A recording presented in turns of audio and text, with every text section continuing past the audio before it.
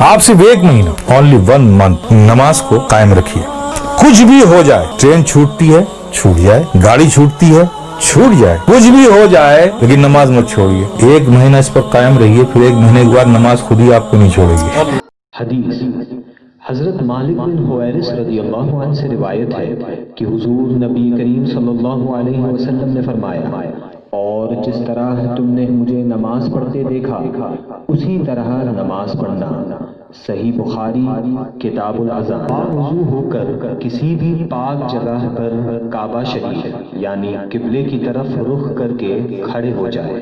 حدیث حضرت ابو ہریرہ رضی اللہ عنہ سے روایت ہے، رسول اللہ صلی اللہ علیہ وسلم نے فرمایا، جب تم نماز کے لیے کھڑے ہوا کرو تو پوری طرح وضو کیا کرو، پھر قبلے کی طرف رخ کر کے تکبیر کہا کرو.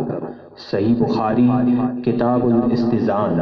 اپنے کپڑوں کو نہ موڑے، شرٹ یا کرتے کی آستین کو نہ موڑے، پیجامہ یا پینٹ کو نیچے سے نہ موڑے، شرٹ کو ان نہ کرے.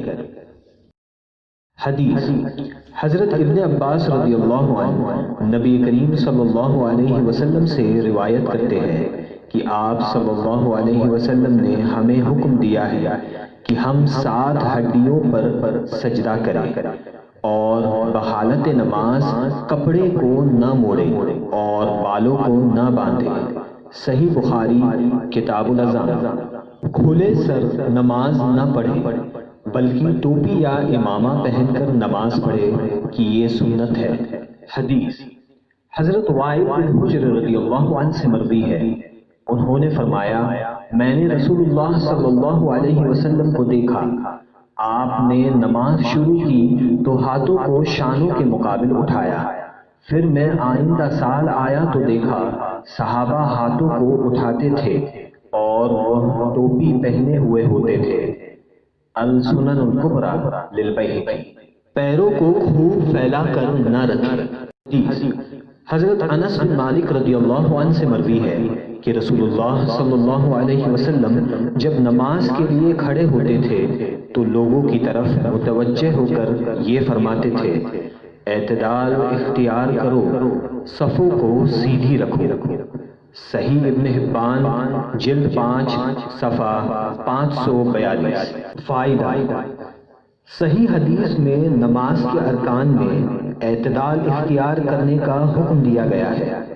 جس طرح رکوع میں اعتدال اختیار کرنے کا مطلب یہ ہے کہ پیٹھ کو خوب نہ جھکایا جائے، نہ اوپر سے اٹھا کر رکھا جائے، اور سجدے میں اعتدال کا مطلب یہ ہے کہ بازوؤں کو کتے کی طرح پھیلا کر زمین پہ نہ بچھایا جائے. اسی طرح قیام میں اعتدال کا مطلب یہ ہوگا کہ جس طرح آدمی اعتدال کی حالت میں کسی کے سامنے معدب ہو کر کھڑا ہوتا ہے تو عام طور پر ٹانگوں کو خوب پھیلا کر کھڑا نہیں ہوتا بلکہ سڈول ہو کر کھڑا ہوتا ہے، تو دونوں پیروں کے بیچ میں 4 یا 5 انگلیوں کا فاصلہ رہتا ہے. لہذا نماز میں بھی اسی طرح اعتدال کے ساتھ کھڑا ہونا چاہیے. دونوں پیروں کے درمیان 4 یا 5 انگلی یا کچھ زیادہ دوری رکھے. قدموں کو دائیں بائیں طرف کھول کر نہ رکھے. قدموں کو سیدھا قبلے کی طرف رکھے. اب زبان سے دل کی نیت کو دہرائے اور اس طرح نیت کرے. مثلا نیت کے الفاظ: نیت کی میں نے 2 رکعت فرض نماز فجر کی واسطے اللہ تعالیٰ کے رخ میرا کعبہ شریف کی طرف. نوٹ: اگر جماعت سے نماز پڑھے تو نیت میں ان الفاظ کا اضافہ کرے اقتداء میں اس امام کے. نیت کے الفاظ زبان سے ادا کرنا فرض یا واجب نہیں بلکہ مستحب ہے. حدیث حضرت جابر رضی اللہ عنہ سے نبی کریم صلی اللہ علیہ وسلم نے پوچھا، تم نے حج فرض کرنے کے لیے کیا کہا؟ حضرت جابر رضی اللہ عنہ نے کہا کہ میں نے کہا کہ میں نے یہ الفاظ کہے، اے اللہ، میں نے اسی کا احرام باندھا جس کا تیرے رسول صلی اللہ علیہ وسلم نے احرام باندھا ہے۔ صحیح مسلم۔ امام اعظم ابو حنیفہ، امام مالک، امام احمد بن حنبل اور امام شافعی رضی اللہ عنہما کے نزدیک زبان سے نیت کے الفاظ ادا کرنا افضل و مستحب ہے۔ حوالہ المدونہ جلد 2 صفحہ 286، البیان فی مذہب شافعی جلد 1 صفحہ 101، اسن المطالب جلد 1 صفحہ 141، الشرح الکبیر جلد 1 صفحہ 493۔ اہل حدیث غیر مقلد عالم بن باز نے اپنی کتاب تحفۃ الاخوان جلد 1 صفحہ 263 میں لکھا ہے کہ نیت کا محل دل ہے، لیکن زبان سے نیت کے الفاظ کہنا مستحب ہے۔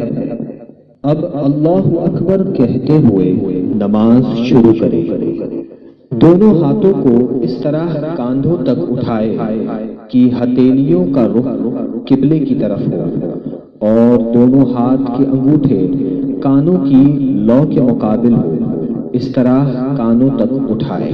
حدیث حضرت مالک بن حویرث رضی اللہ عنہ سے مروی ہے کہ رسول اللہ صلی اللہ علیہ وسلم جب اللہ اکبر کہتے تو دونوں ہاتھوں کو کانوں کے مقابل اٹھاتے تھے۔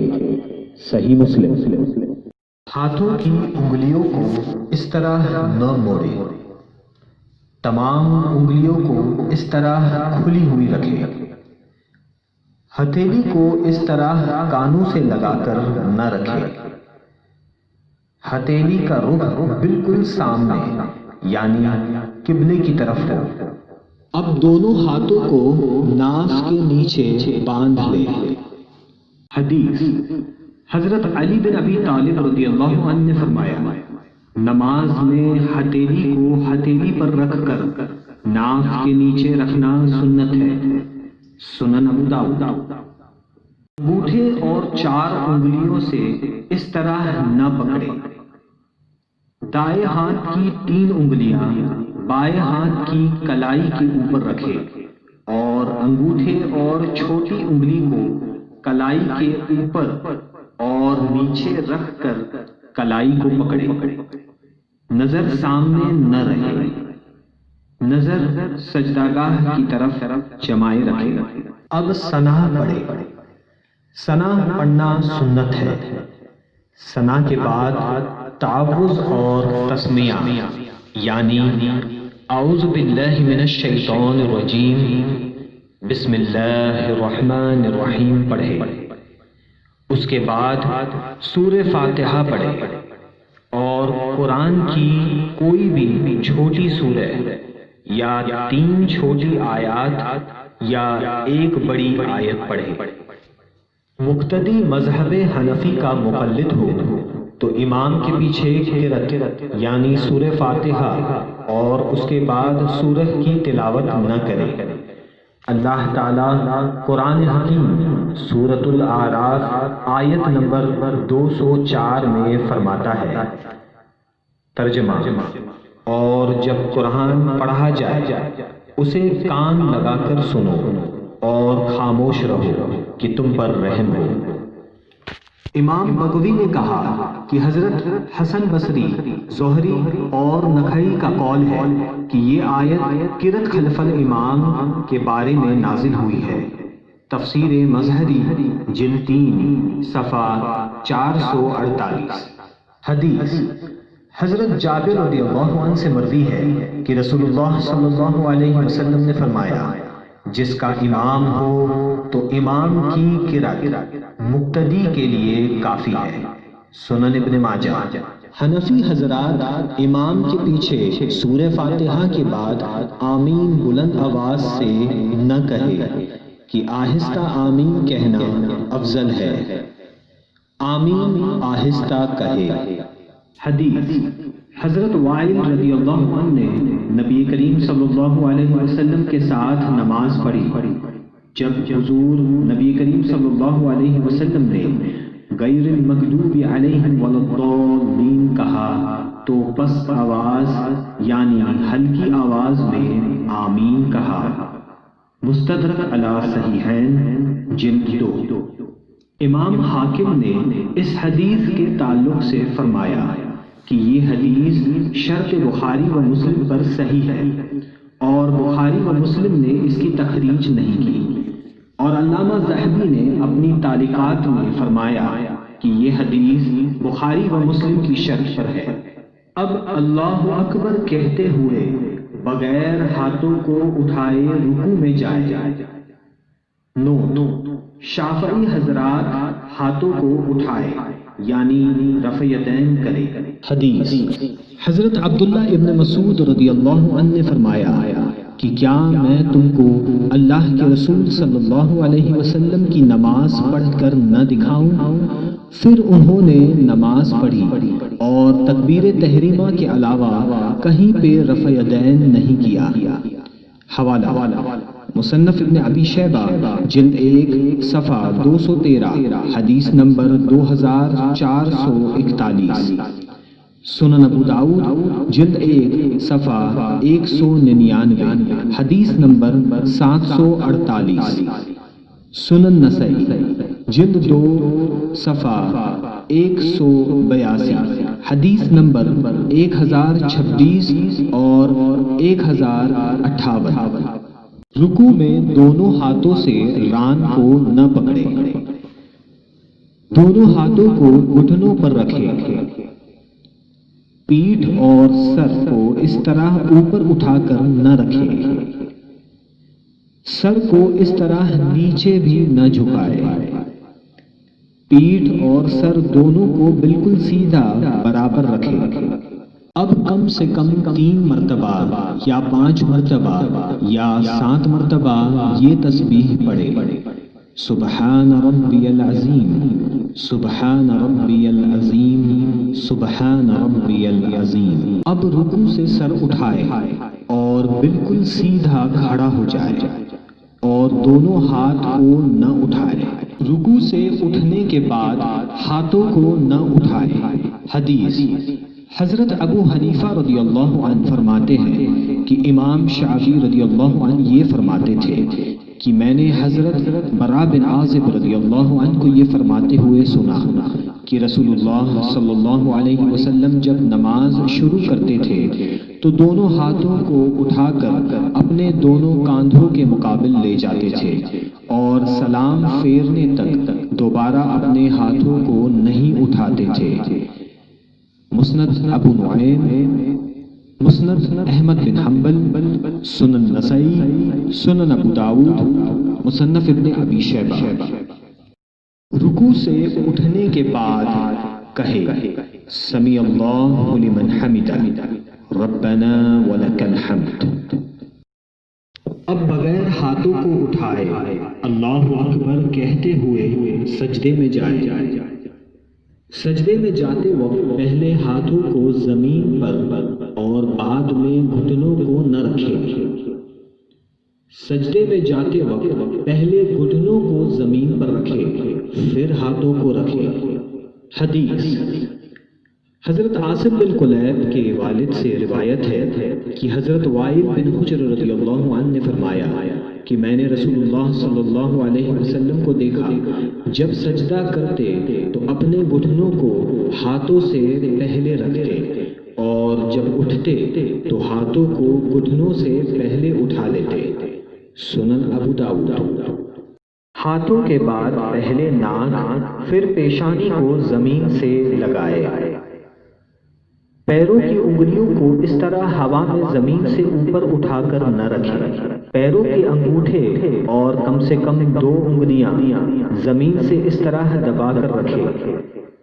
5 انگلیاں موڑ کر زمین سے لگانا مستحب ہے۔ دونوں ہاتھوں کو اس طرح سمٹ کر جسم سے ملا کر نہ رکھیں اور نہ کانوں یا کاندھوں سے زیادہ نیچے رکھے۔ دونوں ہاتھوں کو کاندھوں یا کانوں کے برابر رکھے۔ دونوں پیروں کو جسم کے ساتھ اس طرح سمیٹ کے نہ رکھے۔ دونوں پیروں کو اس طرح اٹھا کر رکھے۔ اب کم سے کم 3 مرتبہ یا 5 یا 7 مرتبہ یہ تسبیح پڑھے، سبحان ربی الاعلی، سبحان ربی الاعلی، سبحان ربی الاعلی۔ اب سجدے سے سر اٹھائے، پہلے پیشانی کو اٹھائے، پھر ناک کو اور دونوں ہاتھوں کی ہتھیلیوں کو اپنی رانوں پر رکھے اور کم سے کم 1 تسبیح کی مقدار بیٹھے رہے۔ پیروں کے دونوں پنجوں کو اٹھا کر اس طرح نہ رکھے۔ دونوں پیروں کے پنجوں کو ایک دوسرے کے اوپر بھی نہ رکھے۔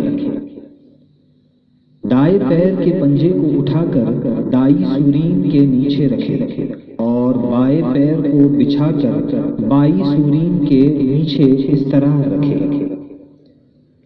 دائیں پیر کی انگلیوں کو اس طرح الٹا دبا کر نہ رکھے۔ کم سے کم 3 انگلی انگوٹھے سمیت اس طرح موڑ کر رکھے۔ اب پھر سے سجدے میں جائے اور کم سے کم 3 مرتبہ یا 5 یا 7 مرتبہ یہ تسبیح پڑھے، سبحان ربی الاعلی، سبحان ربی الاعلی، سبحان ربی الاعلی۔ اب اللہ اکبر کہتے ہوئے سجدے سے سر اس طرح اٹھائے کہ پہلے پیشانی، پھر ناک، اس کے بعد ہاتھوں کو اٹھائے اور آخر میں گھٹنوں کو اٹھائے اور دوسری رکعت کے لیے کھڑے ہو جائے۔ ہاتھوں سے پہلے گھٹنوں کو نہ اٹھائے، گھٹنوں سے پہلے ہاتھوں کو اٹھائے۔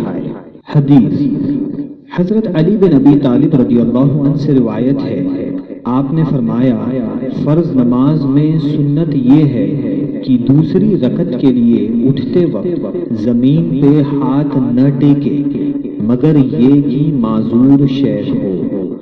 مصنف ابن ابی شیبہ جلد 1 صفحہ 347۔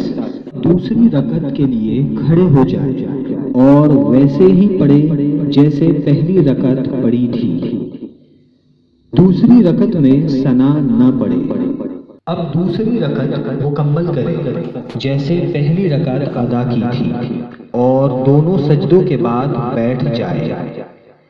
دوسری رکعت میں بیٹھنے کو قعدہ کہتے ہیں۔ جب قعدہ میں بیٹھے تو دونوں ہاتھوں کے پنجے کو اس طرح گھٹنوں سے نہ پکڑے اور نہ انگلیوں کو نیچے کی طرف لٹکا کر رکھے۔ دونوں ہاتھوں کی ہتھیلی کو اس طرح اتنا اوپر بھی نہ رکھے۔ دونوں ہتھیلی اس طرح گھٹنوں کے اوپر ران پر رکھے۔ نگاہیں سامنے نہ رکھے، نگاہیں سجدہ گاہ کی طرف جمائے رکھے۔ اب پوری التحیات پڑھے اور جب اشہد ان لا الہ کہے تو اپنی انگلیوں سے مٹھی بنا لے اور کلمے کی انگلی سے اس طرح اشارہ کرے اور جب الا اللہ پر پہنچے تو کلمے کی انگلی کو گرا دے اور پنجے کو کھول دے اور جیسے ہاتھوں کی پہلی حالت تھی اسی حالت میں رکھے، یعنی ہتھیلی کو ران پر کھول کر رکھ دے اور وَأَشْهَدُ أَنَّ مُحَمَّدًا عَبْدُهُ وَرَسُولُهُ پڑھے۔ شہادت یعنی کلمے کی انگلی کو اس طرح اوپر نیچے نہ کرے اور نہ اس طرح گول گول گھمائے۔ انگلی کو حرکت دینا یا ہلاتے رہنا سنت نہیں۔ حدیث عامر بن عبداللہ رضی اللہ عنہ سے مروی ہے، انہوں نے حضرت عبداللہ بن زبیر رضی اللہ عنہ سے روایت کی، انہوں نے بیان کیا کہ حضور صلی اللہ علیہ وسلم جب دعا فرماتے یعنی تشہد پڑھتے تو انگلی سے اشارہ فرماتے اور انگلی کو نہیں ہلاتے تھے۔ سنن ابو داؤد۔ شہادت کی انگلی سے صرف 1 مرتبہ اس طرح اشارہ کرے اور انگلی گرا کر پنجے کو کھول دے۔ اب درود ابراہیم پڑھے اور دعائے معصورہ پڑھے۔ دعائے معصورہ کے بعد پہلے دائیں اور پھر بائیں طرف چہرے کو پھیر کر سلام کرے اور اس طرح کہے: السلام علیکم ورحمۃ اللہ، السلام علیکم ورحمۃ اللہ، اور نماز کو مکمل کرے۔ اگر 4 رکعت کی نماز کی نیت کی ہو تو اتحیات پڑھ کر تیسری رکعت کے لیے کھڑے ہو جائے۔ سلام کرتے وقت چہرے کو اس طرح نہ گھمائے اور نہ دونوں طرف پھونک مارے۔ چہرے کو تھوڑا دائیں طرف اور تھوڑا بائیں طرف گھمائے اور سلام کرے۔